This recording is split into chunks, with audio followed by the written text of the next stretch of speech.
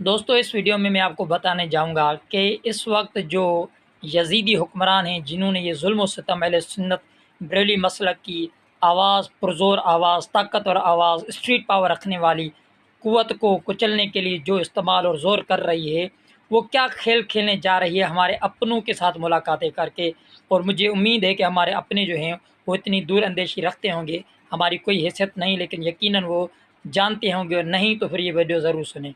آپ نے دیکھا کہ جب طاغوتی قوتوں، یہودیوں کے ایجنٹوں اور قادیانی بالخصوص جن کے مشن کو بڑا ڈینٹ پڑ چکا تھا، کیونکہ وہ چھپ چھپ کر ملک پاکستان کے اداروں میں، ملک پاکستان کے گاؤں میں، گلیوں میں، محلوں میں، ہر جگہ پر اپنی تبلیغ کر رہے تھے، اس میں سب سے بڑی رکاوٹ یہ تحریک لبیک تھی۔ یہ پرزور آواز تھی پوری امت کی، اور بالخصوص قادیانیت کے لیے موت تھی اس پاکستان کے اندر۔ تو جب اس کے قائدین کو مرید کے اندر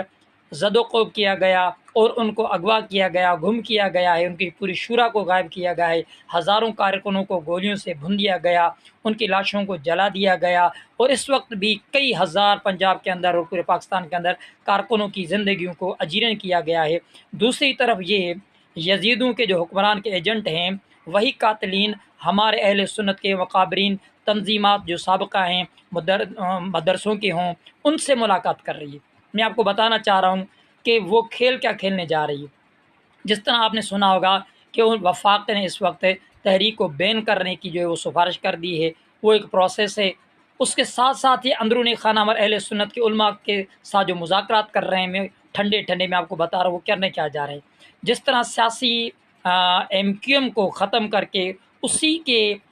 اندر میں سے ایم کیو ایم حقیقی پیدا کی گئی، اسی طرح اس وقت کوشش کی جا رہی ہے کہ یہ جو علماء اہل سنت بریلی مسلک کی زوردار آواز تھی، جو اسٹریٹ پاور رکھتی تھی، جو ہر دنیا کے اندر ہونے والی اسلام کے خلاف جو سازشیں تھیں ان پر نظر رکھے ہوئے تھی، ابراہیم اکارڈن ہو، اسماعیل آپ کا بیت المقدس ہو، فلسطین ہو، اور اس طرح اسرائیل کی جو پالیسی ہیں، ٹرمپ کی جو پالیسی ہیں، سب کو وہ آگاہی کر رہی تھی۔ تو اس وقت انہوں نے کیا کیا ہے، یہ کوشش کر رہے ہیں کہ اہل سنت کے بازی کی تنظیمات کو جا کر کے اور پھر ان میں سے ایک دھڑا بنایا جائے اور اس کے آگے کیا جائے، تاکہ وہ سافٹ آواز ہو ہمارے پاس۔ بالخصوص سنی تحریک، قادری تحریک میں چلے گئے، ان کی بڑی جانیں اور مالی قربانی ہیں، مجھے امید ہے وہ بھی آگاہ ہوں گے۔ انہوں نے اسٹیٹمنٹ تو اچھی دی ہے جو بغیر ڈیٹ کے تھی، لیکن میں آگاہ کرنے جا رہا ہوں اہل سنت کے مشائخ، علماء اور تنظیمات کو کہ خبردار یقین رہیے گا، یہ بی پارٹی بنانے جا رہے ہیں تحریک لبیک کے کارکنوں کو اس تحریک سے دور کر کے کسی دوسری بی پارٹی کو تنظیم کر کے ان کو آگے کیا جائے۔